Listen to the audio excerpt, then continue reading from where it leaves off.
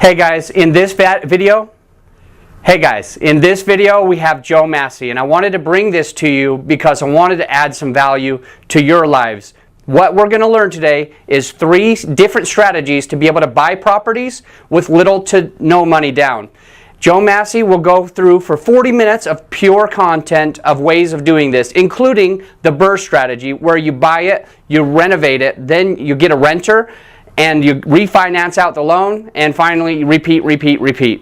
With this strategy and through his company, Castle Cooke Mortgages, you'll be able to buy properties at literally little to no money down, where you can grow faster, more exponential than you ever thought possible. So this year, I want you to buy tons and tons of rentals, get that passive income flowing so that you can have the life you've always wanted. Enjoy the presentation. If anybody did not get a handout, can you raise your hand? Everybody got one? Perfect. All right, so guys, let's get started. Again, my name is Joe Massey. Adam, thank you so much for having me. What we're going to talk about today is the BRRRR strategy. This is something that's been around for a number of years, but it just recently got an acronym. So hopefully this will be something that maybe some of you are familiar with, maybe you're not. Guys in the back, can you hear me okay? Okay, if I start to fade, just wave your hand. All right, so number one, why are you here today? You probably want to learn how to invest in real estate. Maybe you want to learn, you already have some real estate investments, or maybe you want to diversify some other assets. I know a lot of people that are taking some money out of the stock market. When the stock market's really high, they're going to take some money out of that, buy some other cash flowing properties. You want to learn how to buy those cash flowing properties and put some money into your rental portfolio. This is a popular one. You want to put down as little cash as possible. So this is something that this strategy is really good for.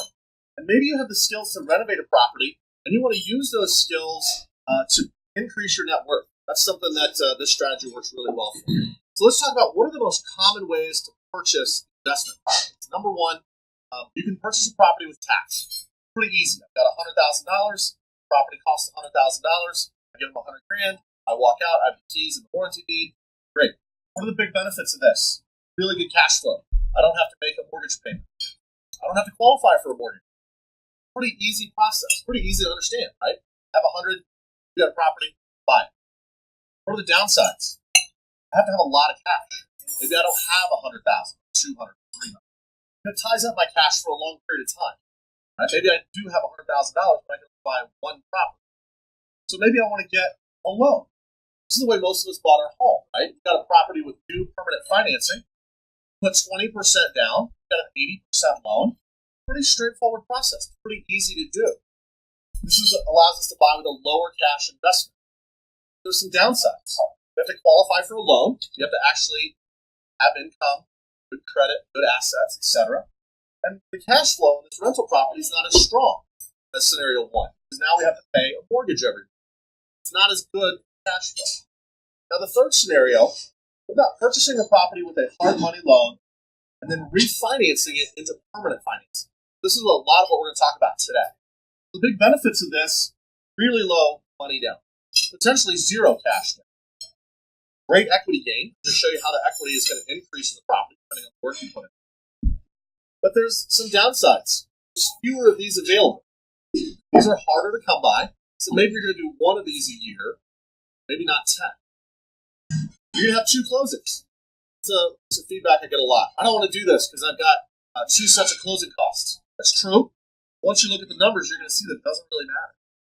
And you need more skill, but it's more time consuming. Okay?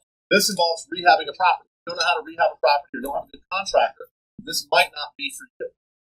All right, so let's talk about scenario number 3. We're going to purchase with hard money, refinance into permanent financing. What does that process look like? We're going to buy, rehab, rent, refinance, and repeat. Also known as BRRRR. B-R-R-R-R-R. Repeat, do it over and over and over. So, what are the things that you need for this strategy? Number one, you need a property. It needs to be below market value where you can add value to it. Okay? So what you might need is a property that, maybe it's a divorce, foreclosure, good property that you can get wholesalers in the room. All right, make sure you guys run across these. Give out your card. Okay? Renovation. Property needs some renovation. You have to do the work yourself or hire a contractor. The property's already finished, the strategy doesn't work. You need a hard money lender. Fortunately, we have a lot of them today. All right? This step is absolutely critical. Don't be afraid of the hard money costs. Don't be afraid of the interest rate. You need to understand that the cost of hard money is simply a tool that you're going to leverage to help you make more money. I'm going to show you how that works. Okay? You also need a permanent lender. This step is critical. Wrong permanent lender can cost you thousands. Right? If you don't have the right permanent lender, it can cost you a lot of money. This is what I do. This is my piece of the process. And then you need a property manager. Or you can manage the property yourself. This is your repeat part. Right? If I'm going to manage it myself, do I have time to manage it? Do I prefer having a property manager? It's up to you. Just understand these are the things I need. So the process. Number one, we're going to locate the property. Then we're going to get it under contract to prepare our repair budget. We're going to analyze the property. We're going to get our inspection bids, our scope of work. Then we're going to work with our hard money lender to acquire the property, close on our hard money loan. This is the buy section. This is the B. Okay. Then what are we going to do? We're going to repair the property. This is the rehab section. Then we're going to get a tenant, put it in there. This is the rent section. And then we're going to refinance the property. Now this rent and refi, sometimes these go in opposite order. Maybe you refi it before you have it rented. Maybe you rent it out before you refi. It depends. Right? Fortunately, they both have R, so you can swap. And then you're going to hire a property management company or manage the property yourself. That's the repeat step. If everything went smoothly here, pretty thrilled. Let's do it again. So let's talk about the buy step. Number one thing you're going to need is a property in a good rental area. You guys know here in Denver, is Wash Park a good rental area? No, it's terrible. This doesn't work in Wash Park. Right? What about North Aurora? What about Montbello? Good rental areas. Okay? Make sure you're looking in the right area for the property. You need something that's underpriced. Maybe it's a divorce, foreclosure, wholesalers. Lots of ways you can find underpriced properties. And you need something that you can add value. How are you going to add value? I'm going to property, fix it up. I'm going to add square footage. I'm going to top the top. I'm going to do something so that that property started at $200,000. I'm going to put some money into it. And it's going to be worth $300,000 or whatever the numbers are. You've got to add value to the property. Then we're going to get it under contract and analyze it in depth. Number one, what's your repair budget? How much money are you working with? I would recommend getting a professional inspection and have your contractor walk the property. A lot of us in here know how to walk through a property and say, oh yeah, it looks good, the light switches work, this is good, this is solid, the AC comes on, it's great. Get a professional inspection, all right? I often see these properties become a problem because they find issue after the closing. Oh, there was a $20,000 break in the sewer line. The sewer scope didn't find that? Oh, I didn't get a sewer scope. It cost you $100, right? Make sure you research the property and understand what you're getting. Then get your contractor bids. 1 bid, 3 bids, 5 bids. What does your hard money lender require? What do you like to have? Maybe you're doing the work yourself and you don't need any bids. That's something you want to communicate to your hard money lender. Make sure you're all on the same page. Then you're going to complete your scope of work. You're going to work with your contractor and your hard money lender, because your hard money lender and your appraiser are going to need this. This is how you're going to determine what's that ARV, that after repaired value. Now, continuing on the buy side, does this look like a property that we can add value to? Probably not. Okay. So if you're looking to do this strategy, you're looking on the MLS and the property looks like this, probably not right. How about this property? Yeah. This is my house. This is where I live. Okay. If you look here, you can see me in the corner of the window. All right. This property, busted windows, needs new siding, new roof. This is a property that we could rehab, potentially add value. Maybe not every property is going to be in this bad of shape. Maybe you're going to be somewhere in between. This one probably isn't going to work to add a ton of value, unless maybe you're popping the top, adding square footage. Right. This one is more what we're looking for. So, continuing on the buy side, we're going to then get our hard money acquisition loan. So let's talk a little bit about how hard money works. Number one, what's your ARV? ARV stands for after repaired value. How does that get determined? That's going to come from the appraiser. Every hard money lender works differently. Some are going to get an appraisal. Some are going to estimate it themselves. Some are going to get broker price opinion. somehow or another, that hard money lender is going to give you an estimate of value based on where the property is now, what's the work you're going to do, what does that neighborhood and comps look like after that work's completed. So this is your after repaired value. Then you're going to want to know what loan to cost and loan to value does your hard money lender go to. So let me show you some samples. We have a lot of hard money lenders in here, and I'm sure some of these might be what you do. You might do something different. One lender I know does 70% LTV based on the ARV, up to 100% loan to cost, so potentially no money down. There's another hard money lender I know. They do 65% LTV based on 90% of ARV. Let's think about that for a minute. They're going to lend you 65% of 90%. Who's good with math in their head? What's 0.65 times 0.9? 0.58. So they're only lending you 58% of your after repaired value. So this is potentially no money down if you have a really strong deal. Another hard money lender I know, they do 75% LTV based on the ARV up to 90% loan to cost. Because they're only doing 90% loan to cost, it's 10% down. Based on the purchase price, so you're doing 10% down, and then you pay your rehab out of your pocket. That's another option. These are all potentially hard money lenders that are probably here in this room. Let me take a poll. Is this something that you guys do, hard money lenders? Yeah, kind of line up, right? Okay, good. Now, how do the costs compare to the different amount that you're borrowing? Your points or your costs can range from 0% to 4% up front. Those are your points when you close to your hard money lender. Rates are going to range from 9% to 15%. I've heard of some stories of them lower, some stories of them higher. Here's what I've noticed. Generally, the higher the loan to value and the higher the loan to cost, the higher the interest rate and costs are going to be. So the more money the hard money lender is giving you, the more they're going to charge you for. Does that make sense? Okay. So I've met some people that are like, man, I got a great deal. My hard money lender charges me 2 points and 8%. I'm like, that's awesome. What LTV do they go to? 50% LTV? So you have to put in the other 50%? Okay, I guess it's cheap money because half of it's your own money. Right? So not saying that's a bad deal, but you need to understand the pros and cons of each one of these. And not every one of these works for every transaction. Sometimes you need a lower cost one, and you have to put in some of your own money. It depends. Okay? Now, we're going to close on our hard money loan. We're going to buy the property, walking away from the title company with the keys, depending on which one of these options we selected. Now we need to rehab the property. So this, for me, guys, it's going to be a very short slide. I don't know anything about rehabbing a property. Everything I buy is turnkey. I'm not going to tell you what value to add. I'm sure there's contractors in the room. There's hard money lenders in the room. There's people that you should talk to about this. Here's what I will tell you. Get started immediately. All right? Get started immediately. Hard money costs are due every single month. Hard money lenders in the room. Do I need to send in a check every month? Now, if I do a loan with you, I got to send you a check every month, right? You do, unfortunately. What if my contractor didn't start working yet? Yeah, that would work. I still got to send you a check, right? Right? So don't let carrying costs eat all of your profits. I think, personally, guys, you need to know exactly how much your loan costs you every day.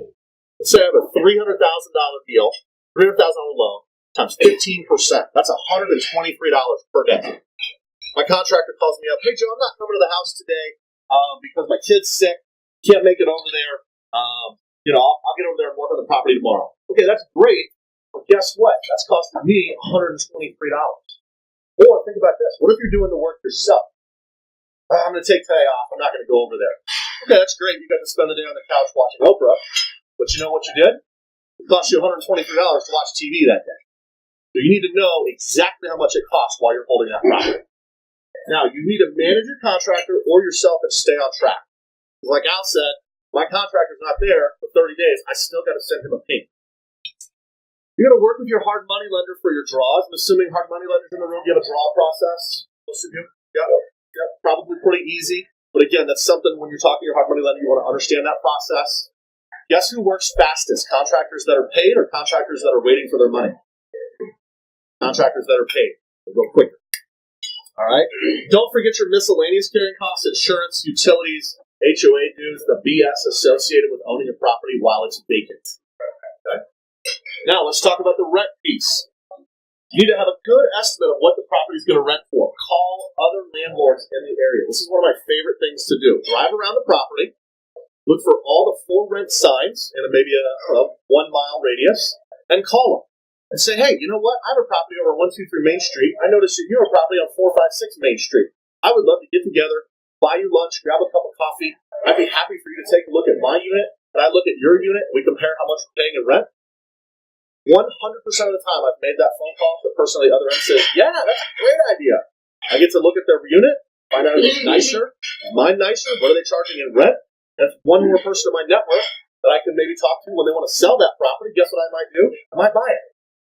Right? Really easy way to network and meet other people. Look at Craigslist listings. That's a great way to plug in the zip code, number of bedrooms, and find out what the property might rent for. Zillow, a lot of people scoff at this. They spent millions of dollars getting their rent estimator dialed in. It's actually really, really good. Rentometer.com, if you're not familiar with that, it's a good way to estimate rents. What I do also, I call my property manager. Hey, Eric, it's Joe. I'm looking at 123 Main Street. It's a 3-bed, 2-bath. What do you think it'll rent for? If it's inside the E470 loop, he's got a solid idea. And he's always right within 50 to 100 bucks. Perfect. You need to have a good tenant screening service. If you're going to place the tenant yourself, you need to have your credit check, your background check. You need to have that all ready to go. All right? If you're going to find the tenant yourself, have that ready to go. If you're not going to find the tenant yourself, maybe you're going to work with an independent tenant placement service. There's some guys here in Denver that you can hire, pay them $500 to $1,000. They'll find the tenant. They'll screen them. They'll give you all the information. They'll say, hey, here's the credit, here's the background. I like this guy.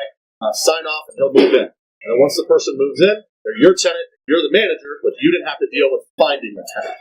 All right? Great service. I encourage you to do that. I think, personally, this step is a little more cumbersome. I would encourage you to do this or hire a property manager. This is what I do. But the reason I hire a property manager is because my full-time job is to be out talking to folks like you. I want my property manager doing what they do for their full-time job. Maybe you're a retired person or a real estate agent or a wholesaler, you have more free time and you want to be out looking at your properties and spending time with them. Don't hire a property manager. Guess what you get if you don't hire a property manager? More money. That's right. Then you're going to refi. All right?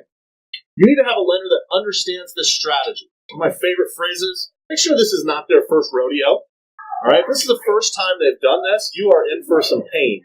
And what is pain involved in this process? Money. And it's not money that you're getting, it's money that you're paying out. All right? Make sure they understand what they're doing. Have they worked with your hard money lender before? It's not a requirement that they've worked with your lender, but it helps. A lot of the lenders in this room I've worked with, and I call them up and say, hey, I have a question for you on how you guys structured this. Have they been making their payments? How does this work? What you do? All right, if I have a good relationship with them, that's going to help your refi run more smoothly. It's not a requirement, but it helps. Does your permanent lender have seasoning requirements? Seasoning is not like the stuff you're putting on your food, your salt and pepper. It is how long do they require you to own the property before you can refinance it. So let me tell you about my company. We have zero seasoning. You can buy a property, and we will give you a refinance the very next day to pay off that hard money loan. You do your rehab in one day, great. I'll close your refi the next day. Now, most companies aren't like that. Some companies require you to own the property for 6 months, maybe even 12 months. That's an important question to ask your lender. Now, this is a good one too. Do their underwriters understand the appraisal requirements? Do their appraisers understand the underwriting requirements? Those two folks are working together. You need to make sure that these people understand this strategy. And then generally the lender's going to go up to 75% LTV of the appraised value. This is the new appraisal. So you're going to get one appraisal for your hard money loan, and then you're going to get another appraisal when it's time to do your refinance. But one of the nice things is because most hard money lenders stop at 65 or 70% LTV, we'll go up to 75 so you can finance the closing costs into the loan. Okay? So you don't have to pay closing costs out of your pocket on the refi. Now you're going to repeat. This is where you're going to hire a property manager if you want to. Be ready to pay them at least 10% per month. And you have zero active management on your part. They deal with all the tenant turnovers, evictions, any issues. Or manage it yourself. Guess what you get if you manage it yourself? More money. Guess what else you get? More hassles. Maybe. Depends on how you place your tenant, right? You get a good tenant, maybe it's really low hassle. But you're going to deal with everything. Either way is right. Make sure you review and you know what works for you. Like I said, this is what I do. Some of my very close friends manage all their properties themselves, and they have more properties than I do. Doesn't mean I'm right, they're right. It's just different. Make sure you understand if you're going to repeat and do more and more of these, you just have a plan. So you're going to save your profits every month, then go out and do it again, again, again. Before we move on, does the strategy make sense? Does everybody kind of understand the steps? Any questions? Yes? This might be a later question, but a lender I talked to once said, we're stop at 4 houses. Okay. So the question was, for those that couldn't hear, is there a maximum of 4 financed properties? Many lenders do have that requirement. That goes back to our previous slide. Make sure you're with the right lender. So for me, I'll help you up to 10 financed properties. All right. Now I'm going to pick on Wells Fargo because they're easy to pick on, right? They don't do this. They don't even have this program, and they don't allow you to have greater than 4 financed properties. That doesn't mean they're a bad company. It just means they don't do this product. All right. So that's a question you would want to ask them. So everything we're going to do is in your personal name. So if you have 9 loans in your personal name, I'll give you a 10th loan. If you have 4, we'll give you another 6. If you have an S corp that has properties and you're not personally liable on those, that doesn't impact the question. All right. Other questions on the process before we move on. Everybody got it? Okay. So the question is: are we looking only at the property, or are we looking at the property and the individual? We're looking at the property. That's where I'm going to ask you to have it rented. If we're going to want to use that rental income, we need to see the lease and the first month's rent check or security deposit check. And then we're also looking at your personal information. What's your credit score? Do you have enough income to make the payments? What's your asset position? So we are reviewing the property and you personally. Good question. Let's say we buy this property for $225,000 and leaves $30,000 in rehab, and the after repaired value is $380,000. This property is going to rent for $2,700 a month, taxes every year of $1,900, insurance of $1,100. What's vacancy right now? Vacancy percentage in Denver? Like -1. People are like moving in with each other. All right. I always use 5% because it's historically low right now, and in the future it probably will increase. Okay. Repairs and maintenance, roughly $1,800. This is just a guesstimate. Could be more, could be less. If we're just now rehabbing the property, hopefully it's less, but it depends on the age of the home, etc. Now, let's say we get a hard money loan. We pay 4 points. Generally the highest a hard money lender will charge. Maybe not, but let's say 4 points is what we pay. And we get a rate of 15% on our hard money loan. Our hard money monthly payment is $3,325 a month. And that's 15% of our hard money loan. Okay? Our hard money lender will go to 70% of the after repaired value. And the hard money loan to cost is 100% loan to cost. Now these numbers are important to remember that generally the more they're lending you, the more they charge. The less they're lending you, the less they charge, as a general rule of thumb. Okay? So let's look at, Okay, loan value of ARV, 70% ARV, get that no problem. Hard money loan to cost, I'm not sure I got that. Okay, I'll show you on the next slide. Okay. All right, so up here in the corner, I took this sheet, this page, I just compressed it, but we still have all the notes up here. The same property, nothing's changed, it's just here where you can easily read it. So what we're going to do is we're going to buy the property for $225,000.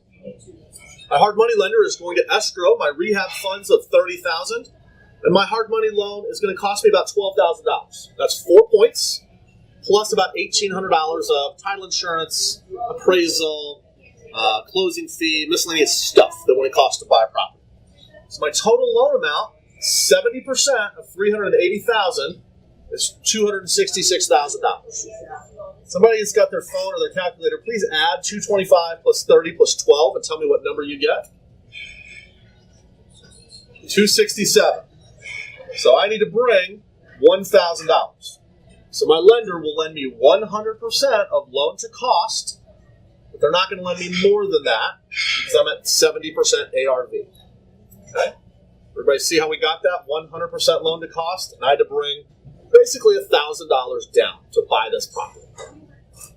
Now, that's the buy piece. Next, we're going to rehab it. Let's just say it takes 2 months. Maybe you're faster, maybe you're slower. 2 months. You do a refi with me. Let's just say it takes a month.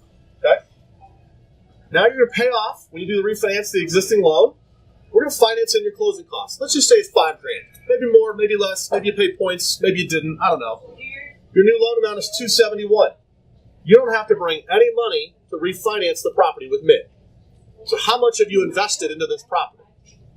$1,000. But I've got some other costs. What are they?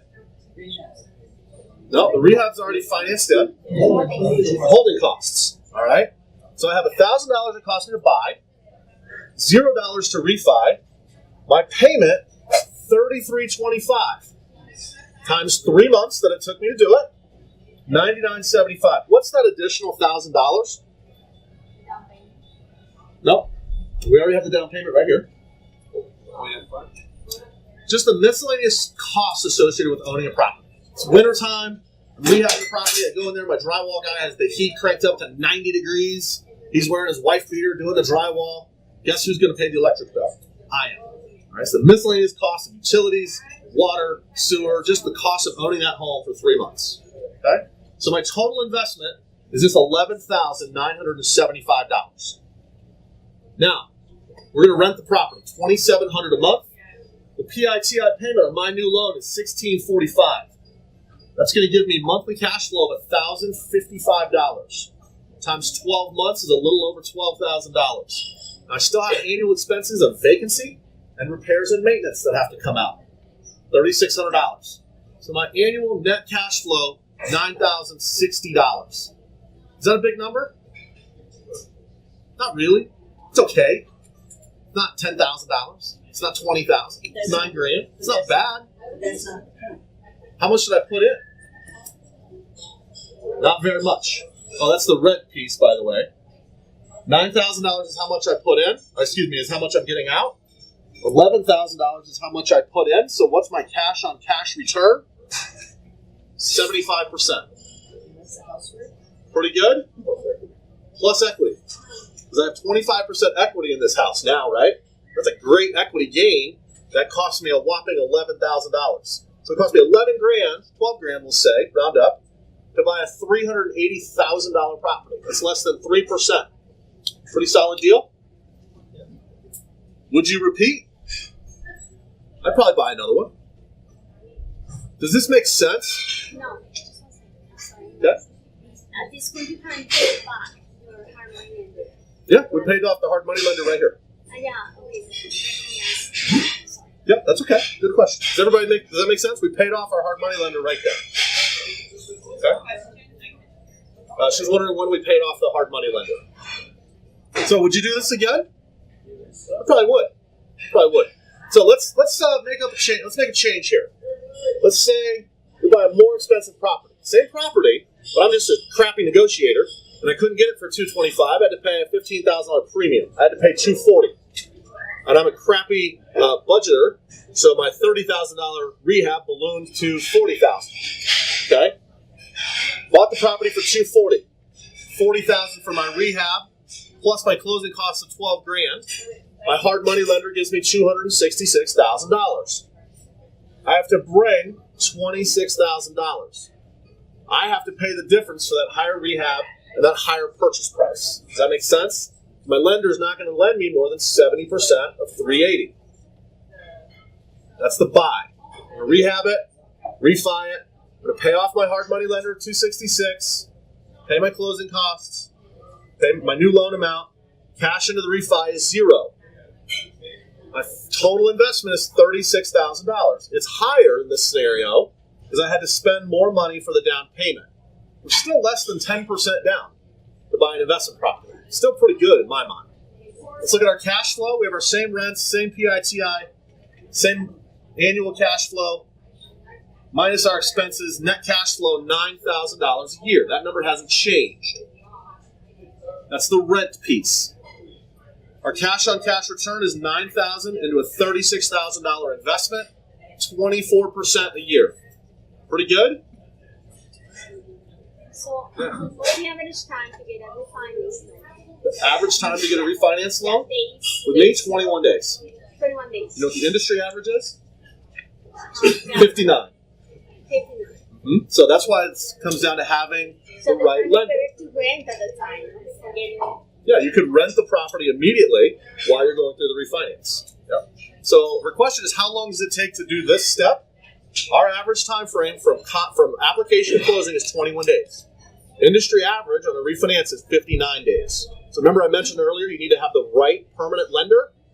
If it takes them 2 months to do your refi, that's costing you 2 months, and I got to send my payment to Al. Al, if I'm trying to refi and my lender's taking too long, do I still have to send you a check every month? Unfortunately, you do. I do, every month, right? Is that true for all of our hard money lenders? Yeah. You want to be paid, right? Okay? So you want to have a lender that can complete this transaction very quickly. Would you repeat on this one if you had to put more money down? Yeah. I probably would. Yeah, I probably would. All right, let's look at another scenario. So number 3, we get back to our $225 price, $30,000 in rehab. Let's say we get a cheaper hard money loan. There's various hard money lenders in here. Some guys are less expensive. This is a hard money loan with 2 points up front and a 10% interest rate. But they only lend 90% loan to cost. Doesn't mean it's bad, doesn't mean it's good, just means it's different. What we see is it's a lower hard money payment. So, same purchase price, same rehab, closing costs almost half. Yes! Right? Saving money. My total loan amount's $235,700. Guess what? I got to bring $26,200 to buy the property. That's my 10% down. My hard money lender's only going to give me 90% loan to cost. Okay? That's the buy side. We're going to rehab it, refinance it, pay off the existing loan, finance in the closing costs. No money needed for the cash in or for the refinance. Total investment, $33,000. Our rent is still $2,700. PITI is a little less because it's a little bit of a smaller loan as compared to scenario 1 and 2. So we get a little more cash flow, minus our expenses, $11,000 a year. Pretty solid. On an investment, $33,000, we're getting about a 35% return. Now, is this bad or good? Pretty solid, right? But I had to put more money in. Now, if I don't have that money, maybe I'm not able to. Or maybe I wanted to do this because I needed to deploy some capital, and I'm happy getting more cash flow. Doesn't mean this option is better or worse than scenario number 1. It simply means it's different. If I talk with one hard money lender versus another, one's good for one scenario, one's good for a different scenario. Okay? Cheaper is not always better. Higher LTV is not always better. It depends. That makes sense, guys? That's what makes the hard money lender so important in this, is we can pay off the hard money lender without having to wait 6 months. One of the biggest questions I get is, Joe, I don't want to have a hard money lender. I have enough cash. I'll pay cash for the property. Great. After you've held it for 6 months, I'll give you cash out up to 75% of that new appraised value. Well, you told me there's no seasoning. That's true. There's no seasoning if we're paying off a loan. If you paid cash for the property, you have to wait 6 months. So, terrific question. Yeah, thank you. Closing has to be greater than 6 months after the recording date of your original warranty. So we'll look at that. 6 months, 181 days later, we'll close. All right, let's look at one more scenario. Same property, no changes. We did everything right. Purchase price, rehab, closing costs, $266 loan, $1,000 in. That's our buy. 2 months to rehab the property. After the rehab's completed, we call for the refinance. Uh-oh. Our refinance appraisal came in $30,000 less. Anybody ever had this? What's the first thing you do? Talk about what a piece of shit the appraiser is. Excuse me. All right. Let's just say you go through, can't change the value. That's what it is. Okay? We're going to pay off the existing loan. I can lend you 75% of the $350,000. $266,000 loan, plus your costs that you now have to pay out of pocket. You're bringing $8,500 to the refinance closing. This happens sometimes. All right? Maybe I didn't have a lot of cash down here, but my down payment came 3 months later, depending on the appraisal. My total investment, $20,500. My cash flow, a little bit better though, because I've got a smaller loan. Minus my expenses, net cash flow $9,700 on an investment of $20,000. It's a 47% return. Is this a deal killer when you have a different appraisal? Doesn't have to be. I see a lot of people spend a lot of time arguing and fighting and paying, the hard money costs for a month or 2 months while they're disputing an appraisal. Ultimately, this is the value. They've paid 3 additional months of their hard money loan, and they're still getting a good return. Okay? Doesn't have to be a deal killer if you have a difference on appraisal. Would you repeat? I probably would. Yeah. So, big benefits of this scenario: you're getting a great rate of return, very little cash into the deal. You have the ability to purchase more and more properties. You're also getting good cash flow with super low investment, but there's some risks. It's more difficult to qualify for a loan. I've got to qualify with my hard money lender and my permanent lender. I've got less equity in the property and more leverage on the investor as compared if I pay cash. Vacancies have a higher impact because if a property's vacant, I still have to send in a payment. I might not have to put any cash into the deal, but I need to have some cash in order to qualify. So, the last point, guys, the appraisal is the key determining factor on the approval of the loan. You need to be prepared to bring some money to the closing. Not everything is going to be no money down. You should be prepared to invest 3 to 15%. It's all situational, depending on the rehab, depending on the area, depending on how much you pay for the property. All right, have some money. All right, everything I looked at in that scenario, guys, that's best case. Real world results, guys, can be different. Here's what I'll tell you. Roughly 50% of these transactions that I'm involved in, we close with 0 money down. The only thing they pay is their hard money carrying costs. The other 50%, they put down somewhere between 3 and 15%. So it is out there. It's available. It's not no money down every time, but about half of the time it is. Okay? So what's the number one piece of feedback? What's the number one thought going through your mind right now about this scenario? Why haven't I done it earlier? What else? So that housing is appreciated. House does keep appreciating. What else? Anybody done one of these lately? Why not? They're not out there. They don't exist. I hear it all the time. There's no deals in Denver. I invest out of state. There's nothing happening in Denver. All right? These deals don't exist anymore. I hear this all the time. All the time. Let me tell you something. This is one of my favorite quotes. Whether you think there are deals or you think there are not any deals in this market, either way, you're right. Travis Spears said this in 2014. He's here. I don't know where he went. All right? Guys, it all comes down to spending time finding the transaction. Let me show you some examples. So it's a transaction that I closed. Now again, this is not my property. I was the lender on it. April of 2016. What was the market like in April of 2016? A zoo. 20 people at every showing. Like you went to a showing, you unlocked the lockbox, you went in, you checked out the house. When you came out, you didn't even put the key back in the lockbox. You just handed it to the next guy who went in. Okay? Oh, Travis, you missed your big moment. You missed your quote, man. Yes. All right. So, April 2016, this should not have been available. Shouldn't have been able to do it. Too much of a zoo out there. Single family home, $150,000 price in Montbello. 234 ARV. I forgot I got my fancy laser pointer. 4 bed, 2 bath. This is a wholesale deal. Wholesalers, raise your hand. Talk to these guys. These guys are wholesaling properties. They have these. 25 deals in December, most of these experienced investors. Yeah. You got 125, you said? No, 25. Awesome. 25 deals in December. That's great. Get his card. All right. April 2016. So purchase was $150. 20 grand to rehab it. $11,000 paid to the hard money lender. Total loan amount was $163,800. He needed $17,300. Was this no money down? Low money down. Completed the rehab, called me for the refi. We paid off the hard money lender, financed in his closing costs. He made 2 hard money loan payments of $3,560 for a total investment of $20,860. His rent, $1,950 a month. Is that a reasonable number in Montbello for a 4-2? Sure is. Monthly payment, $997. Cash flow of $953. He's making $11,000 a year minus his expenses for $9,000 a year. Cash on cash return of 43%.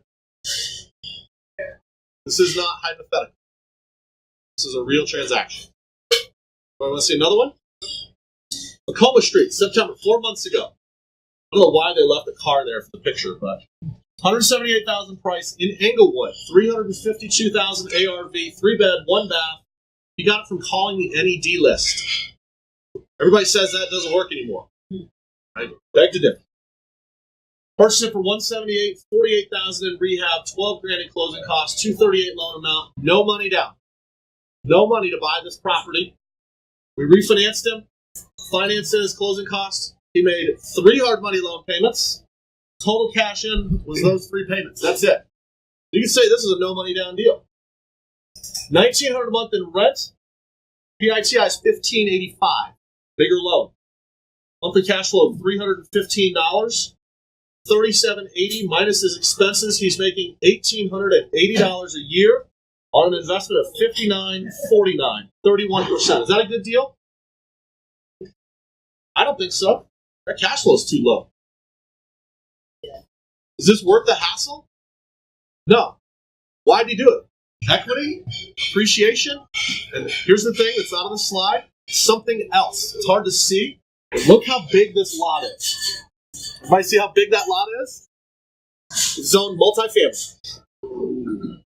Okay? He put $5,900 down. He has a tenant making his payments while he goes through the 2-year permitting and planning process. He can put a duplex on this, sell each side for probably $350,000. Pretty solid. If he's the builder. He is. Yeah, that's why I bought it. But I included this one. It's not in a good rental area. Remember when I told you about buying the property, you want to make sure it's in a good rental area. Or maybe you understand it's not in a good rental area, but you're going to get some other value out of it. Okay?